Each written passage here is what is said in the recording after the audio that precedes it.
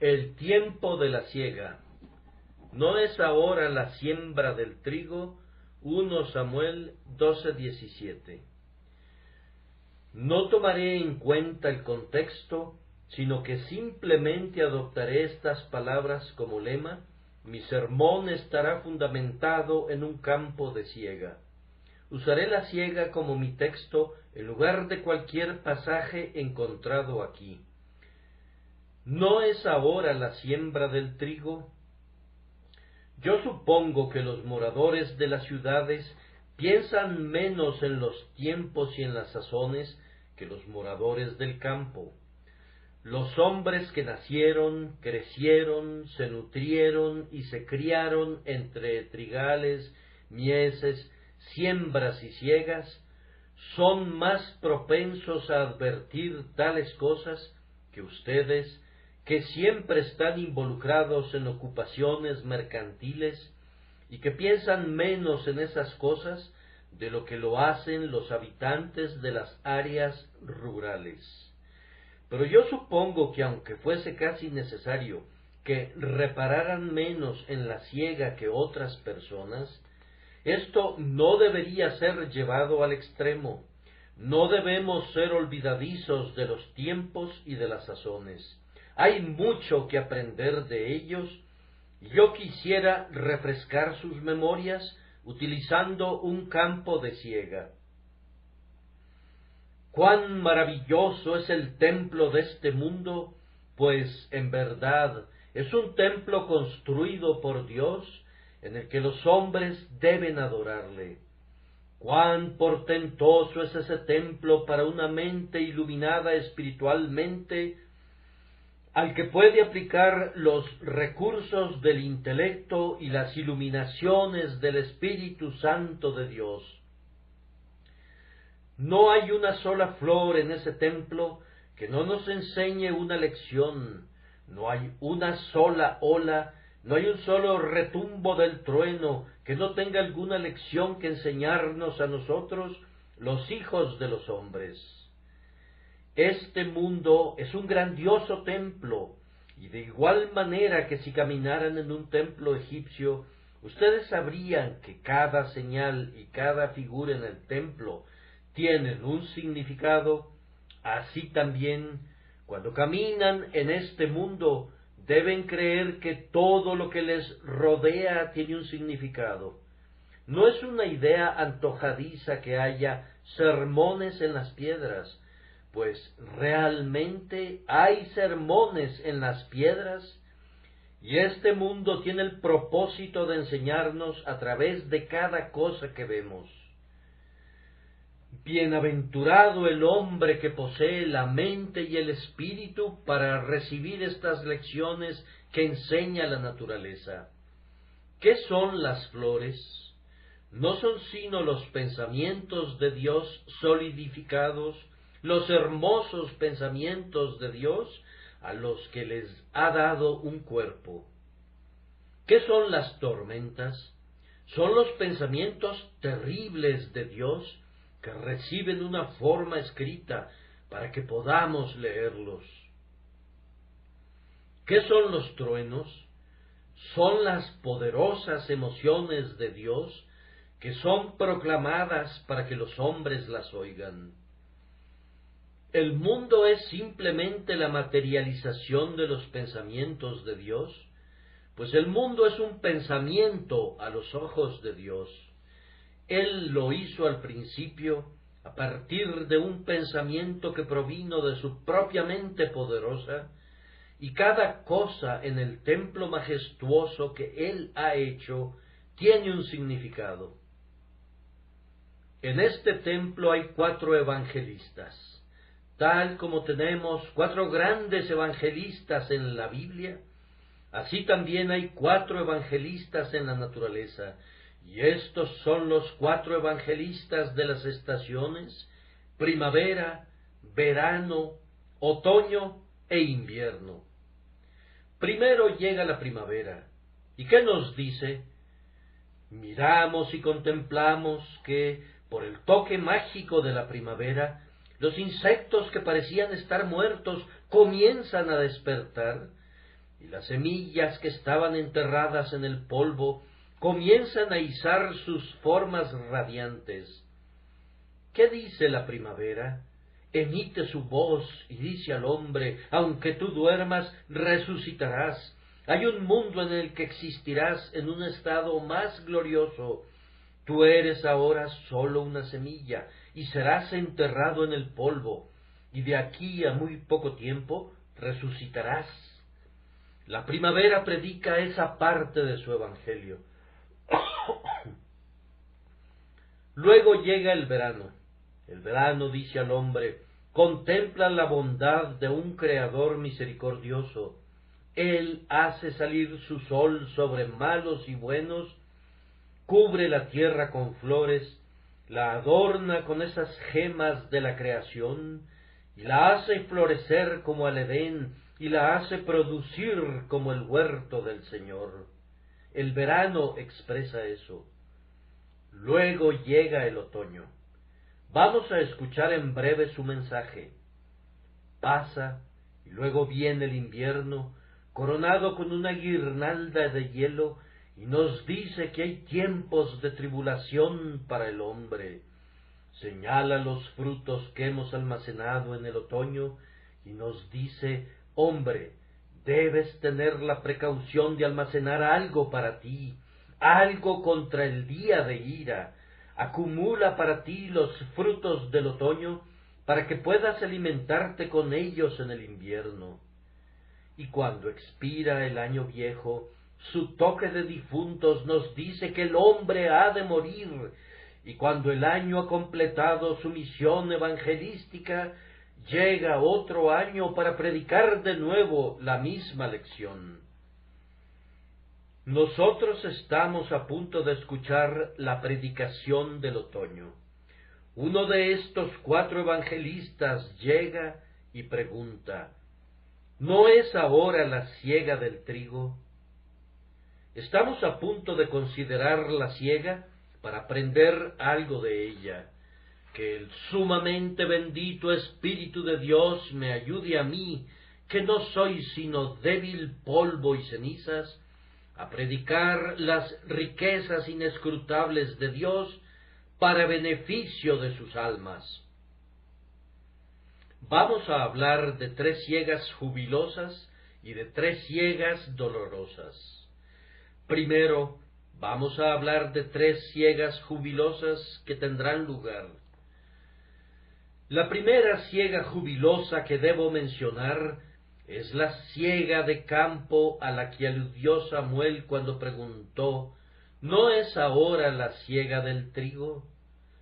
No podemos olvidar la siega de la tierra. No es conveniente que olvidemos estas cosas. No debemos permitir que los campos se cubran de grano y que sus tesoros queden almacenados en los graneros, pero que en todo ese tiempo nos olvidemos de la misericordia de Dios. La ingratitud, el peor de los males, es una de las víboras que anidan en el corazón del hombre, y esa criatura no puede ser eliminada mientras la divina gracia no llegue allí y rocíe la sangre de la cruz sobre el corazón del hombre. Esas víboras mueren cuando la sangre de Cristo cae sobre ellas. Permítanme solamente conducirles por unos instantes a un campo de siega. Verán allí una mies sumamente exuberante y a las pesadas espigas inclinándose hasta casi tocar el suelo, como si quisiesen decir: del suelo broté y me debo al suelo, ante quien inclino mi cabeza, que es justo lo que hace el buen cristiano cuando está lleno de años. Entre más fruto carga, más inclina su cabeza. Pueden ver los tallos con sus cabezas colgantes, porque el grano está maduro. Y es hermoso y precioso ver todas estas cosas. Ahora simplemente supongan lo contrario. Si este año las espigas se vieran agostadas y marchitadas, si hubiesen sido como las segundas espigas que vio Faraón, muy enjutas y escasas, ¿qué habría sido de nosotros? En tiempos de paz habríamos podido depender de grandes suministros de Rusia para compensar la deficiencia. Ahora, en tiempos de guerra, cuando nada nos puede llegar, ¿qué sería de nosotros? Podríamos conjeturar, podríamos imaginar, pero no creo que seamos capaces de llegar a la verdad.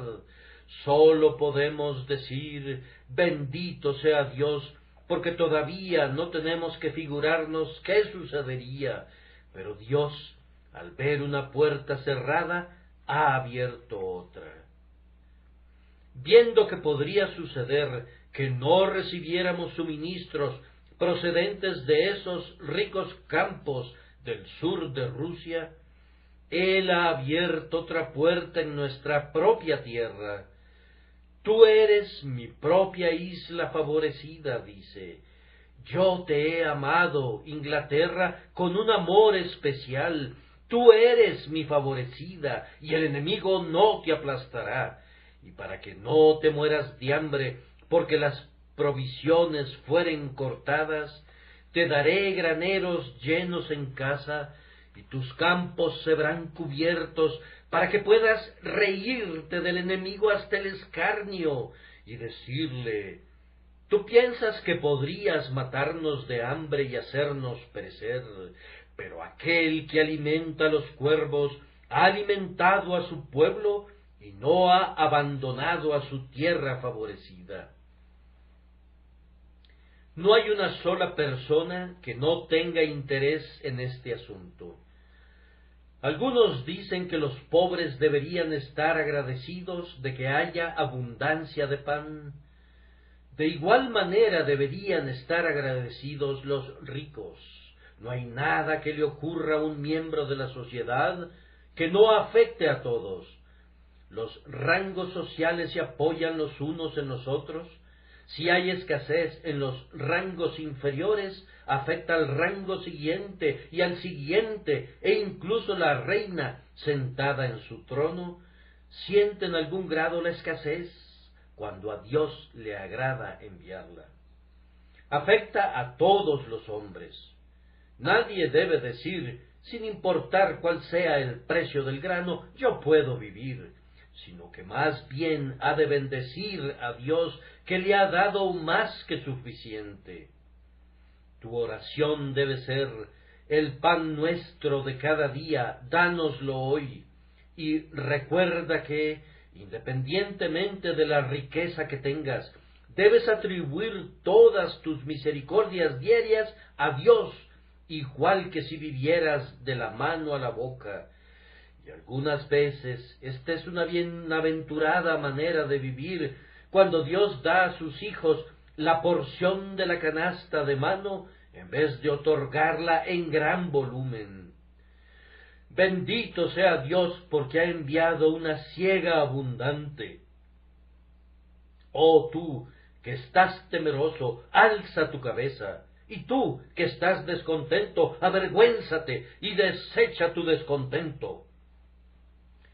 Los judíos solían observar la fiesta de los tabernáculos cuando llegaba el tiempo de la siega. En el campo siempre celebran la fiesta de la siega, ¿y por qué no habríamos de hacerlo nosotros? Yo quiero que todos ustedes celebren una fiesta. Regocíjense, regocíjense, regocíjense, pues la siega ha llegado. ¿No es ahora la siega del trigo?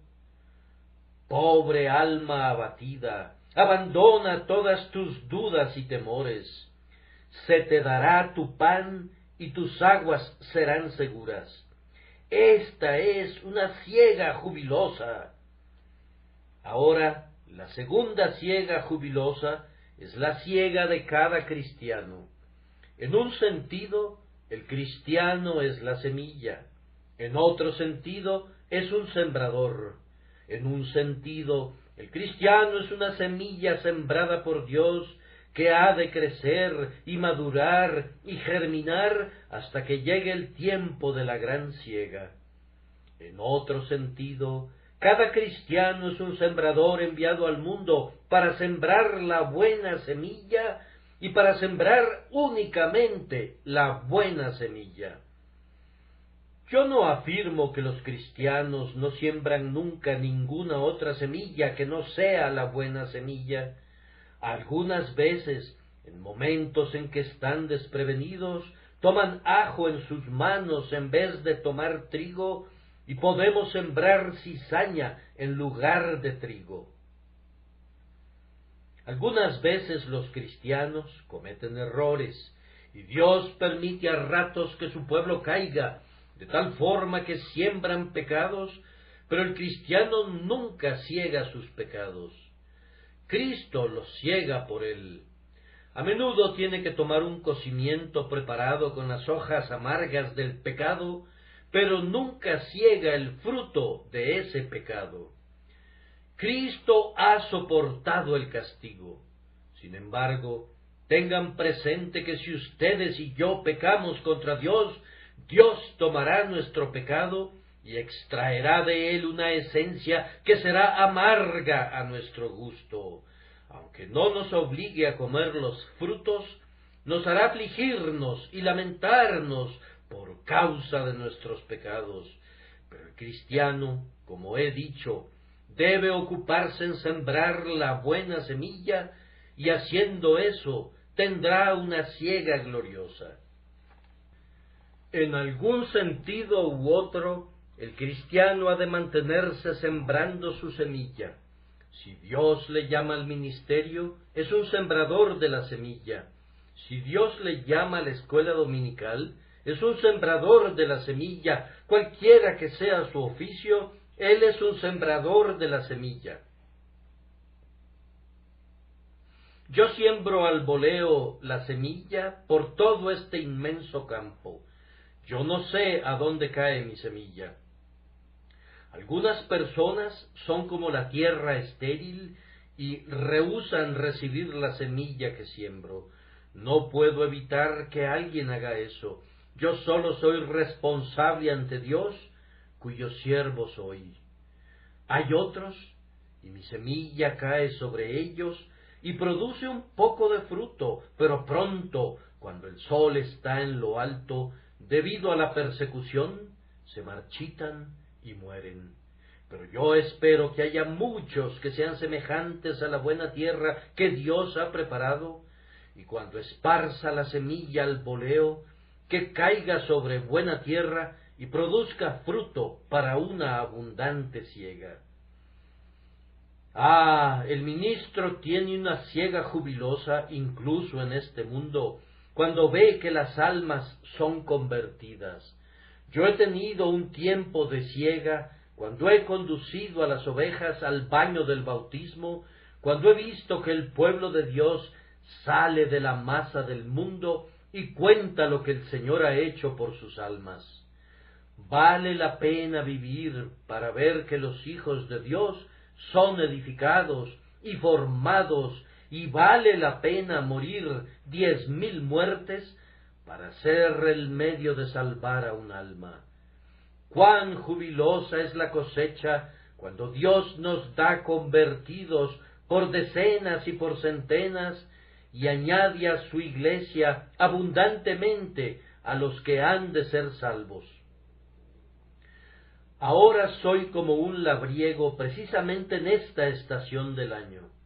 He cosechado una buena cantidad de trigo y quiero guardarlo en el granero por temor de que venga la lluvia y lo pudra. Creo que cuento con muchas personas que insisten en permanecer afuera en el campo. Yo quiero meterlas en los graneros. Son buenas personas, aunque no les gusta hacer una profesión y unirse a una iglesia. Yo quiero meterlas en el granero de mi Señor y ver a un mayor número de cristianos agregados a la iglesia. Percibo que algunos agachan sus cabezas y dicen: se está refiriendo a nosotros. En efecto, me estoy refiriendo a ustedes.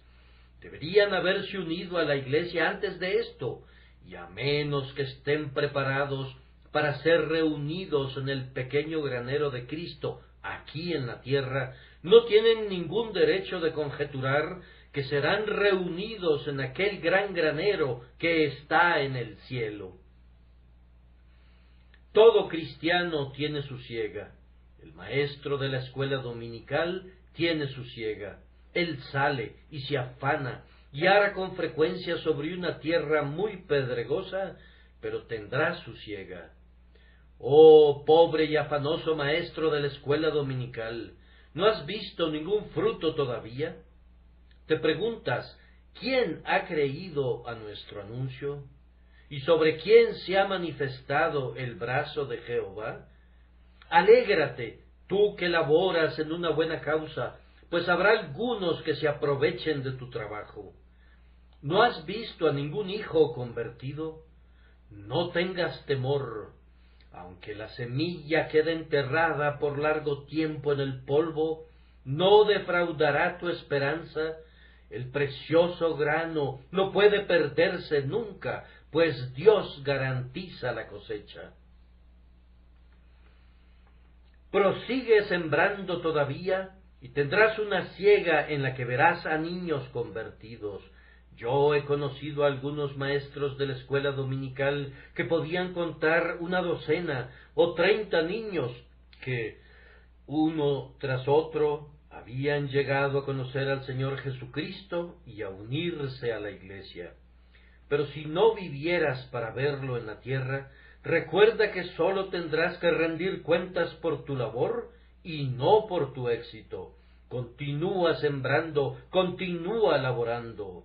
Echa tu pan sobre las aguas, porque después de muchos días lo hallarás. Dios no permitirá que su palabra sea desperdiciada, no regresará a él vacía, sino que hará lo que él quiere. Podría haber una pobre madre que con frecuencia ha estado triste. Tiene un hijo y una hija, y siempre ha estado orando para que Dios convierta sus almas. Madre, tu hijo es todavía un muchacho sin gracia, es motivo de aflicción para tu corazón. Todavía las cálidas lágrimas escaldan tus mejillas por su causa. Y tú, padre, a menudo le has censurado. Él es un hijo díscolo, y todavía corre cuesta abajo. No ceses de orar. Oh, hermanos y hermanas míos, que son padres, ustedes tendrán una siega. Había una vez un muchacho, un hijo muy pecador, que no atendía el consejo de sus padres, pero su madre oraba por él, y ahora sube al púlpito para predicar a esta congregación cada domingo. Y cuando su madre piensa en su primogénito que predica el Evangelio, ella ciega una gloriosa cosecha que la llena de alegría.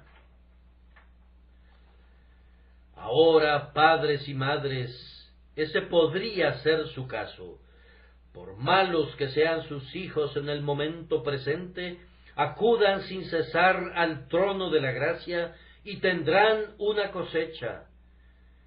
¿Qué piensas tú, madre? ¿No te alegraría ver que tu hijo fuera un ministro del Evangelio, que tu hija estuviera enseñando y apoyando en la causa de Dios? Dios no permitirá que ores y que tus oraciones sean desatendidas. Jovencito, tu madre ha estado luchando por ti durante largo tiempo y no ha ganado tu alma todavía. ¿Qué piensas tú? Tú le estafas a tu madre su cosecha. Si ella tuviese un pequeño pedazo de tierra muy cerca de su casita en el que hubiere sembrado algún grano, ¿irías y le pegarías fuego? Si ella tuviese una flor muy especial en su jardín, ¿irías y hollarías bajo tu pie? Pero al proseguir en los caminos del réprobo, tú estás defraudando la cosecha de tu padre y de tu madre. Tal vez hay algunos padres que estén llorando por sus hijos y por sus hijas, que están endurecidos y son inconversos.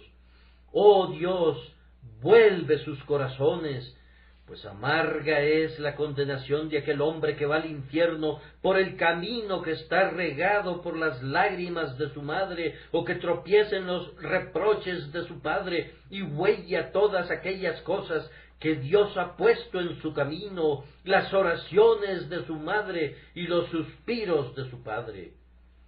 Que Dios ayude a aquel hombre que se atreva a hacer tales cosas. Y es una gracia portentosa si Dios le ayuda. Ustedes tendrán una siega, independientemente de lo que hagan. Confío que todos estén haciendo algo, aunque no pueda mencionar cuál sea su peculiar ocupación. Confío que todos están sirviendo a Dios de alguna manera, y ustedes seguramente tendrán una siega doquiera que estén esparciendo su semilla. Pero supongan lo peor: aunque no vivieran para ver la siega en este mundo, tendrán una siega cuando lleguen al cielo. Si vives y mueres como un hombre decepcionado en este mundo, no te verás desilusionado en el siguiente. Pienso que algunos elementos del pueblo de Dios estarán muy sorprendidos cuando lleguen al cielo.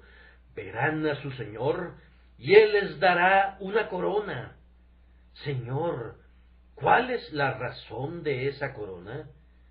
Esa corona es porque tú le diste un vaso de agua fría a uno de mis discípulos. ¿Cómo? ¿Una corona por un vaso de agua? Sí, responde el Señor, así es como pago a mis siervos. Primero les doy gracia para que den ese vaso de agua, y luego, habiéndoles dado gracia, les doy una corona. Las maravillas de la gracia a Dios le pertenecen. Quien siembra liberalmente, segará liberalmente, y aquel que siembra de mala gana, segará parcamente. Ah, si pudiese haber pesar en el cielo, pienso que sería el pesar de algunos cristianos que sembraron muy poco.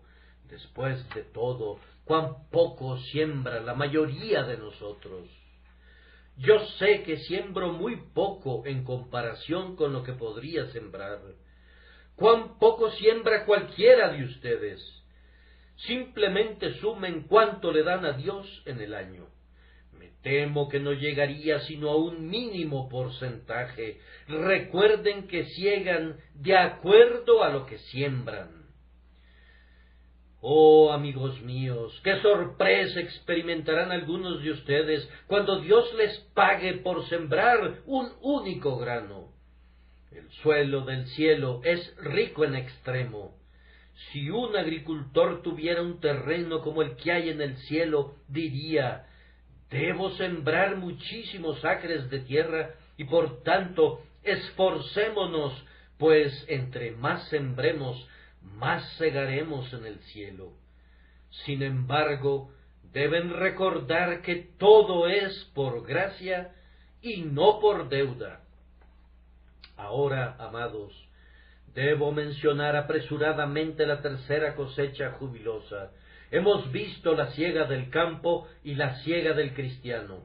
Ahora hemos de considerar otra, y es la siega de Cristo. Cristo tuvo sus tiempos de siega.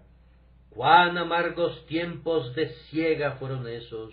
Cristo fue alguien que salía llevando una preciosa semilla.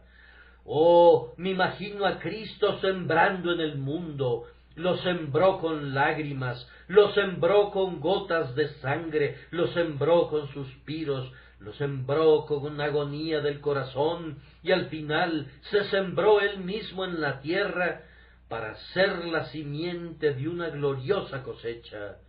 ¡Qué tiempo de siembra fue el suyo! Él sembró en lágrimas, en pobreza, en simpatía, en aflicción, en agonía, en dolores, en sufrimiento y en muerte. Él tendrá también una siega. Jehová lo ha jurado, bendito sea su nombre. La eterna predestinación del Todopoderoso ha establecido que Cristo tendrá una siega. Él ha sembrado y Él segará. Él ha esparcido y Él recogerá. Verá linaje, vivirá por largos días, y la voluntad de Jehová será en su mano prosperada. Amigos míos, Cristo ha comenzado a segar su cosecha. Sí, cada alma que es convertida es parte de su recompensa. Cada persona que viene al Señor es una parte de ella. Cada alma que es rescatada del logo cenagoso y colocada en la calzada del Rey es una parte de la cosecha de Cristo. Pero Él cosechará aún más. Se aproxima otra cosecha en el último día, cuando segará brazadas a la vez y recogerá las gavillas en su granero. Ahora los hombres vienen a Cristo de a uno, y de a dos, y de a tres, pero entonces vendrán en multitudes, de tal manera que la Iglesia dirá: ¿quiénes son estos que vuelan como nubes y como palomas a sus ventanas? Habrá una cosecha mayor cuando el tiempo deje de existir. Vayan al capítulo 14 de Apocalipsis y al versículo 13. Oí una voz que desde el cielo me decía: escribe, bienaventurados de aquí en adelante los muertos que mueren en el Señor. Sí, dice el Espíritu, descansarán de sus trabajos, porque sus obras con ellos siguen. No van delante de ellos para ganarles el cielo. Miré, y he aquí una nube blanca, y sobre la nube uno sentado, semejante al Hijo del Hombre, que tenía en la cabeza una corona de oro, y en la mano una hoz aguda. Y del templo salió otro ángel, clamando a gran voz al que estaba sentado sobre la nube: mete tu voz y siega, porque la hora de segar ha llegado, pues la mies de la tierra está madura. Y el que estaba sentado sobre la nube metió su hoz en la tierra, y la tierra fue segada. Esa fue la cosecha de Cristo. Observen simplemente un elemento. Cuando Cristo viene a segar su campo, trae puesta una corona. Allí están las naciones congregadas delante del segador coronado.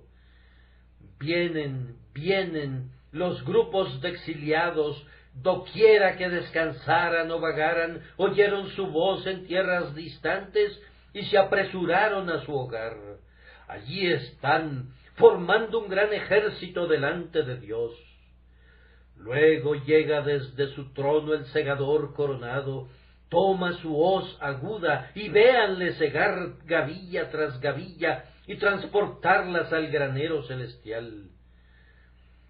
Hagámonos la pregunta en cuanto a nosotros: si estaremos entre los segados, el trigo del Señor. Observen de nuevo que primero hubo una cosecha y luego una vendimia. La siega son los justos, la vendimia son los impíos.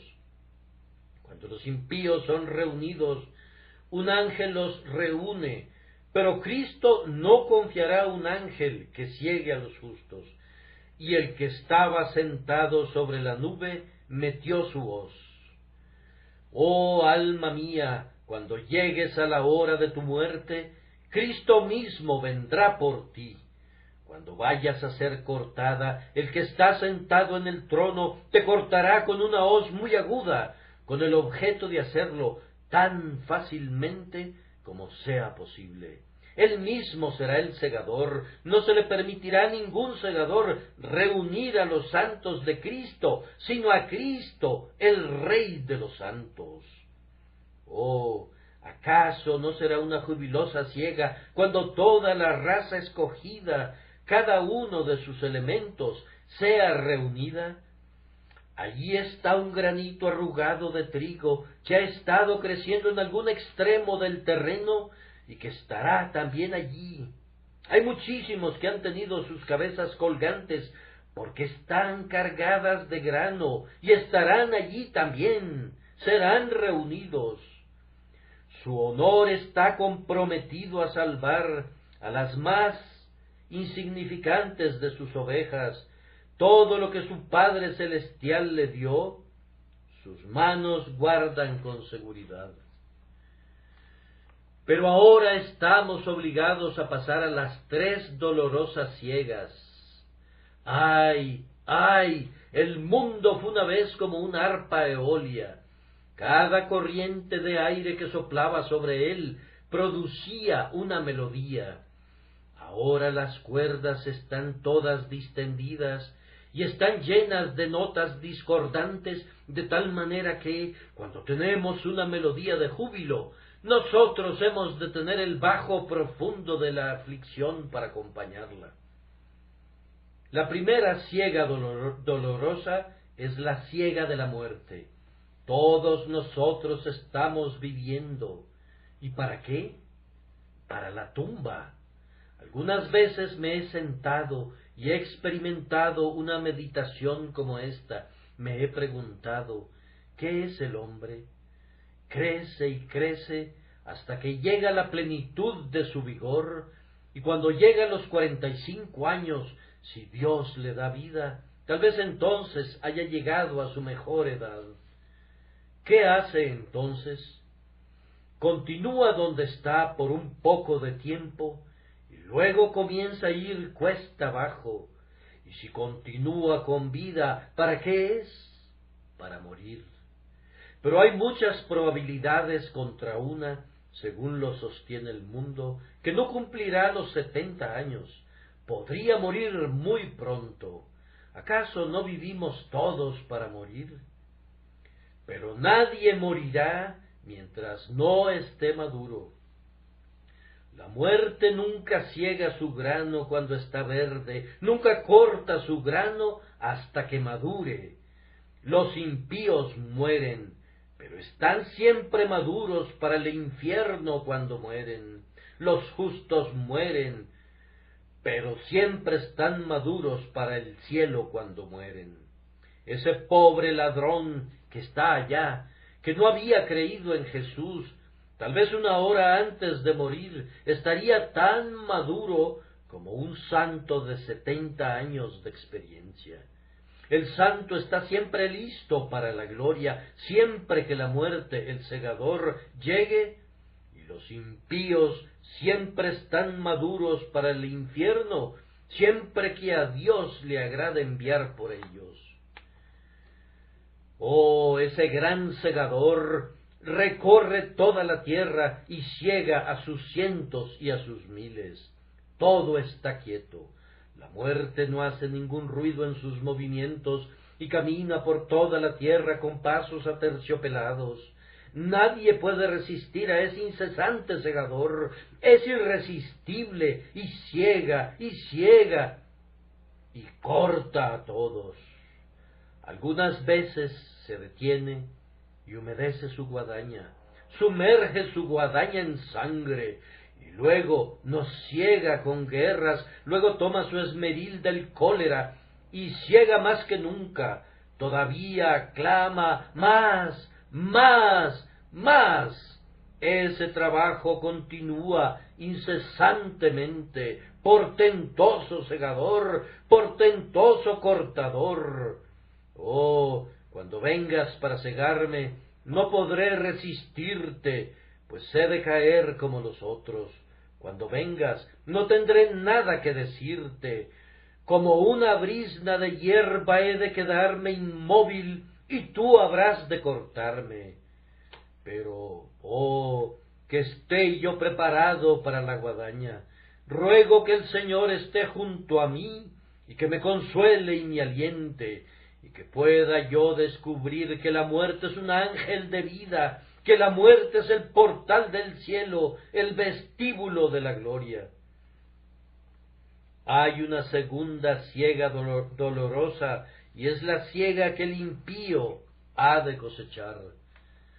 Así dice la voz de la inspiración: todo lo que el hombre sembrare, eso también segará. Ahora hay una siega que todo impío ha de cegar en este mundo.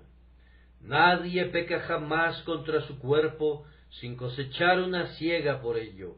El joven dice: he pecado con impunidad. Detente, joven amigo, acude a ese hospital y mira a los sufrientes retorciéndose en su agonía. Mira a ese pobre infeliz, hinchado y tambaleante. Yo te digo, detén tu mano para que no te vuelvas como él. La sabiduría te pide que te detengas, pues tus pasos conducen al descenso que llega al infierno.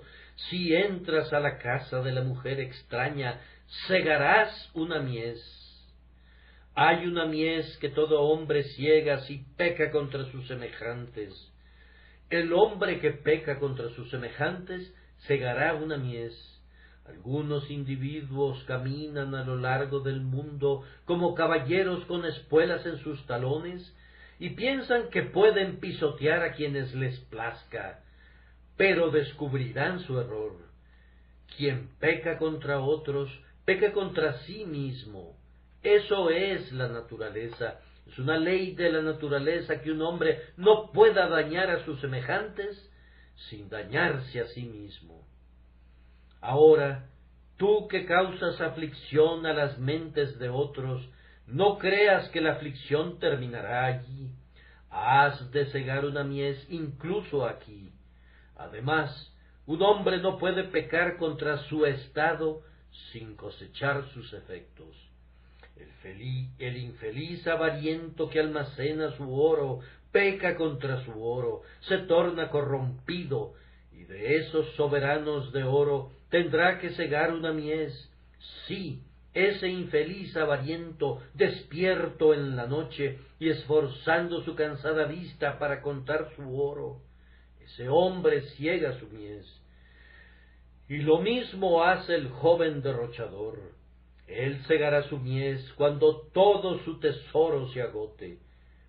Se dice del hijo pródigo que nadie le daba, nadie de aquellos que solía agasajar, y así el pródigo descubrirá que lo mismo le sucede a él.